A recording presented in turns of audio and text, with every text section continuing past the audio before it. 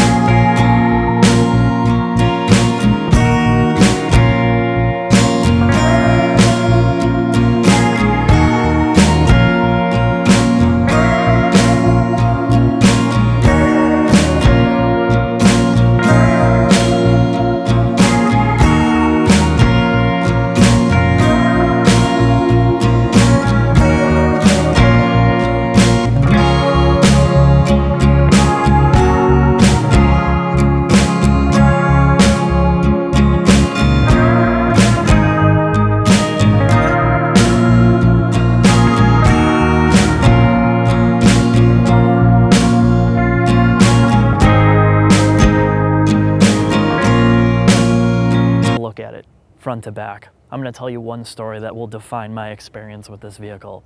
I was at a gas station last night with Turbowski filling it up, and this older gentleman came right up to it with great interest, and he said, "Look at what the Italians have been able to do with Chrysler." And you know what? He's not the only one that's made the mistake, because even if you look at the Genesis badge on this car, it does look like a Chrysler logo. And to me, it looks like what the designers did here is took clay molds of Lexus, Mercedes, BMW, Nissan for that matter, and just threw the clay together, and this is what came out. It looks almost like every other car. It lacks that brand recognition that cars like the Veloster have or the old Sonata, where you could just look at them and know that they were Hyundais.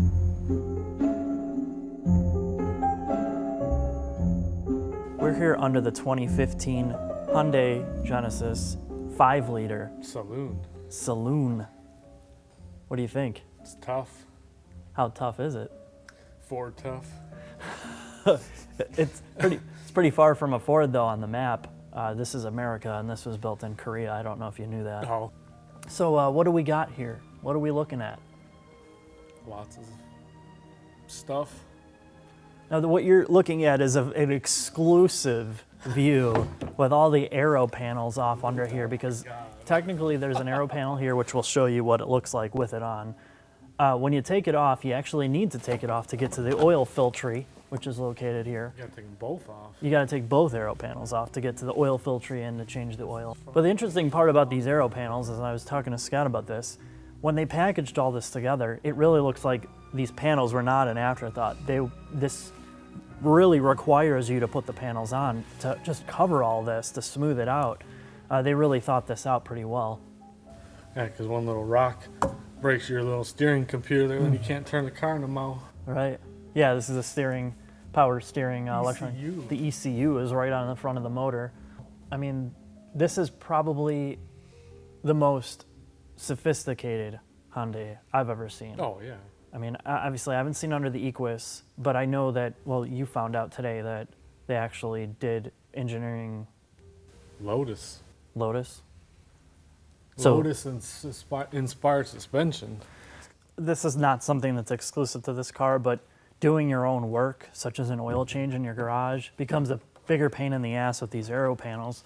So you gotta take off you gotta take these panels off to get to things, and because of the size of them. Oh, now you did it. Where did that go? Right there. Now, because of the size of them, you can imagine trying to do this in your garage on a jack stands. It'd just be a pain. One of the other things to note is these have monster front calipers. They look like they're 6-piston calipers, although they have to be 6-piston calipers. They are monstrous. We move back. This is the actual trans filter pan Sorry, go ahead. with markings, drain and fill. Well, actually, it says level, but They made it easy for you. yeah, it's that way you can't check your own trans fluid. You got to do it from the bottom with the car running and make it a hell of a lot more fun. Because it's too hard to put a dipstick. Well, yeah, how the hell would you run a Does this dipstick have on an it? engine dipstick? I don't Or know. you We didn't check look it- yet Ooh. to find that out. But this trans is huge. Were you saying this is like one of the biggest trans pans you've seen? Mm-hmm. And it has 8 cogs. Yeah, and it's got eight gears, so of course it's going to increase the size of it. Now that Lexus we saw last week, they did a really good job with 8 because it's got an 8-speed, but they made that trans like super compacted in there, like really small, like the size they set a size of a 6-speed. So they're figuring out ways to make them smaller, but at the same time it kind of you worry about longevity. I was wondering. But this thing has a built-in cooler. It's got It's a warmer. Oh, I'm sorry. It's a built-in trans warmer. It has a built-in oil cooler in the front. So they took the necessary steps here. As we get towards the back, you can clearly see here. I mean, they put a lot of work into this, and you can tell. Especially, I mean, when I say that, you can compared to your other Hyundais, this you can tell they're going in the right direction. And I hope that some of this development starts to trickle down into their normal cars. Right. They said, I'll be rear-wheel drive with V8s and dual exhaust. What else do you need? Right, true. Manual trans. Get rid of that 8-speed nonsense. Well, I can't wait to see when they do this to the Accent. Yeah, it'd be freaking tough.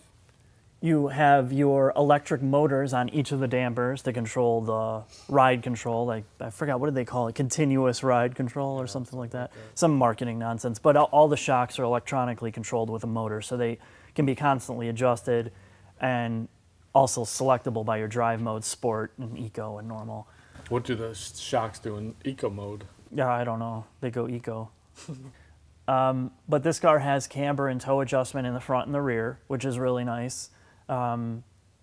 Because again, you're looking at another car with monster tires.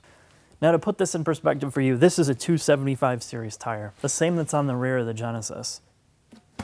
This thing is destroyed. What did you do to it?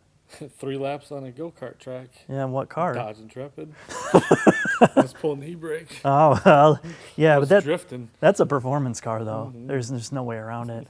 So when you have this width of a tire, you're going to increase the price. So the tires on this car, if you get decent tires to replace them, they're going to be over $300 on the rear and high 200s in the front. Now, the things that's smart, what Hyundai did, unlike the car we saw last week, these are 400 treadwear tires. 500 in the back? You're not going to blow through these in a year like some of the other luxury cars. And with camber adjustment and full alignment capability, you're not going to be mowing through tires as much. These wheels are staggered, so you can't rotate them either. What do you think of this motor? Amazing. It's got carbon fiber cover. That's carbon fiber vinyl. Really? Yeah. I'm sorry to Are break it to you. kidding? Take that cover off. Doesn't feel like carbon fiber. It weighs about 50 50 pounds. pounds. Well, it's because of the foam insulation. Look at that. I could use this as a pillow. It's so thick in here. This is not something I'd want to work on. Hell no. I mean, this is a beast. And the packaging is so good in here. I keep saying that about this car because you look at it and you can tell that they just didn't throw this shit together. I mean, it's really well thought out. Everything has a place for it, but man, You don't have room for anything else. right? There's no extra space in here. Yeah, this is a lease car. I don't know that anybody would want to even touch this themselves. This is a dealer-only machine. But nice, I nonetheless. think when you get 40 to 50 grand, you lease it or get rid of it in 2 or 3 years. Yeah. But yeah, there's nothing negative about this I can see. If you're going to be mechanically, it looks great.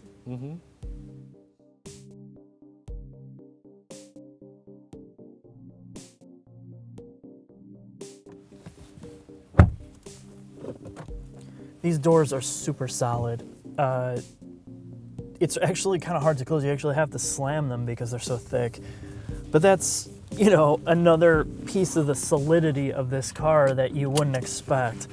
But the big negative aspect of this car isn't really the solidity, it's actually the weight. With the V8, the 5-liter, this car is pushing 4,700 pounds. That's without the driver. So to put that in perspective, the Chevy Colorado that we test drove a couple weeks ago, that was about the same weight as this car, and that's kind of crazy when you think about it. When I drive this car, typically I just leave it in eco mode, which you can see on the drive selector. It kind of goes from eco to sport to drive. Eco mode, just the transmission is the least aggressive. It gets into 8th gear the quickest, and it has the lowest revs. Because you're dealing with a 420 horsepower V8 here, it does suck up the gas if you have a heavy foot. I find that I don't need to be on the gas because there's just so much power and torque at the low end. You just don't need to be revving it out. Now, in the case that you want to, when you do go into sport mode, the revs immediately come up. You can see it's going into a lower gear. It wants you to be ready to drive more performance-oriented. And then when you turn off the traction control, and then you hold it for 3, 4, 5 seconds, it turns off the traction and stability control, which then just puts you in the mood to drive like an animal. So we're going to see exactly what the power's like. We're going to go into manual mode. And the manual mode is, again, this is a luxury car. The transmission is not very responsive, but we'll kind of give you a demo.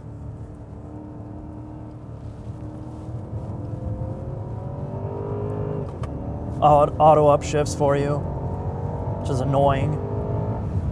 The brakes are incredible, but you need to get heat in them. They are an aggressive compound, 6-piston calipers.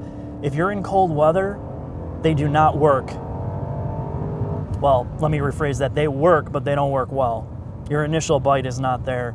So what you have to do is you got to get on these brakes a lot, get some heat in them, and they grab immediately. They are really, really strong. It just does not want to downshift in a second. So we're going to give you a little acceleration test here. Start off at first. There we go.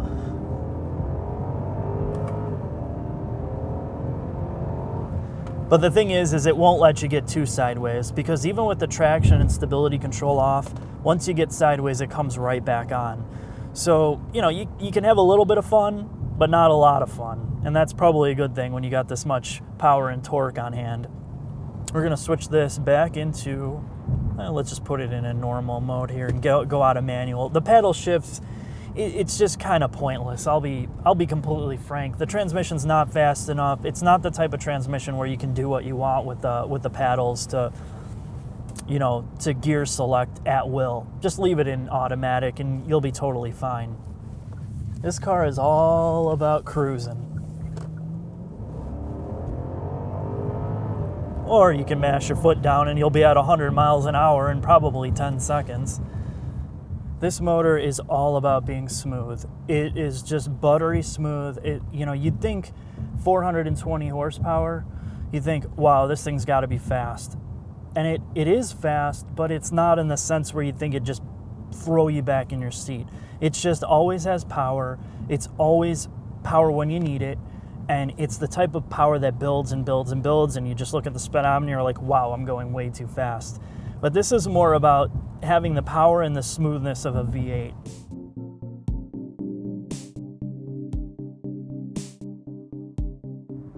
If you start to pick through the reviews on the Genesis, you start to see plenty of the reviewers saying, oh, the V6 just feels more nimble. It's the car to have. Well, there is about a 350-pound, 400-pound weight difference between the V8 and the V6, and that's big, really, when you look at it, and especially when a lot of it is over the front wheels. Yes, it makes a difference, but it's not the type of difference that's like, oh my God, that's turning this car into some like monstrous sports car. It just doesn't work that way. The V8 and the V6, they feel very similar in handling dynamics. It's you're not going to get into one and the other and just be blown away. This does feel lighter. The front end feels lighter, but it's just, again, it depends on what you're looking for. You're not going to have a huge penalty for getting the V8. That's my point. But let's take a look in the twisties here.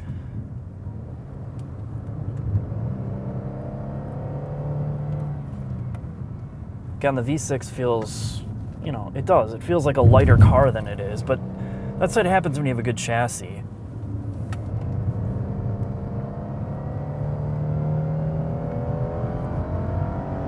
you don't have the power that you'd like in this car, especially coming out of the V8. The V8 is just the car that you want in the Genesis. It makes it the complete package. And I know, you're going to hear a lot of people say, well, it's the weight and all that. No, this isn't that type of car. This car is at its best as a cruiser. And having the V8 in here is what makes this car what it is.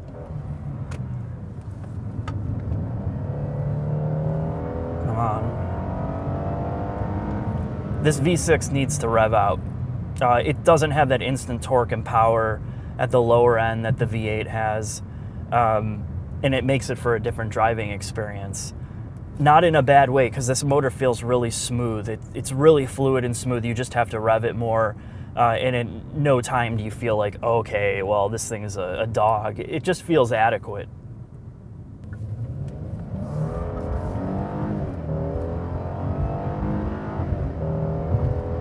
And you can hear in the motor, it's a lot louder. There's more induction sound on the V6 than there is on the V8, and that's really not a bad thing when it boils down to it. But again, you don't have the refinement that you get with the V8, because that V8 is so buttery smooth that anything less is just kind of hard to accept. So typically I don't cover all the electronic driving nannies or driver aids, but I kind of have to for this car because it's so ridiculous. You have collision alert, you have rear cross traffic alert, you have blind spot monitoring, and you have an active lane assist and active adaptive cruise control on this car. And what that means is basically the car will constantly alert if there's cars around you, if you're going to hit something.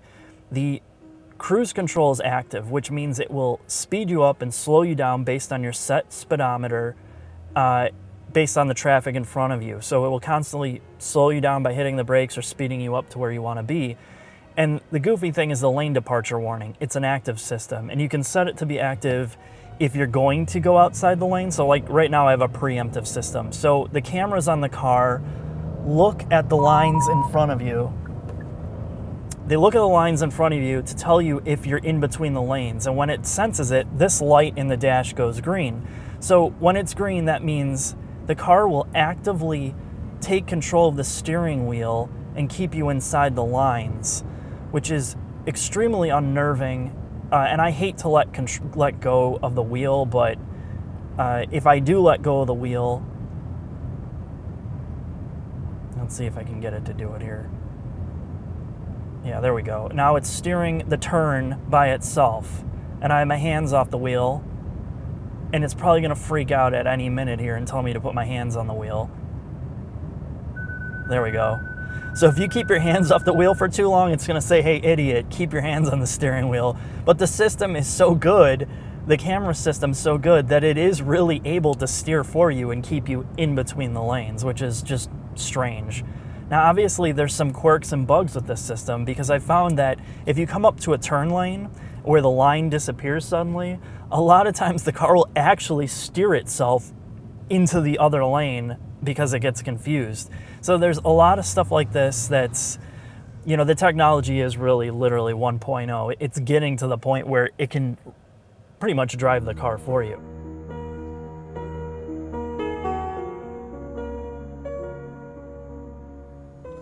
When I first got into the Genesis, my first impression was, that's not bad.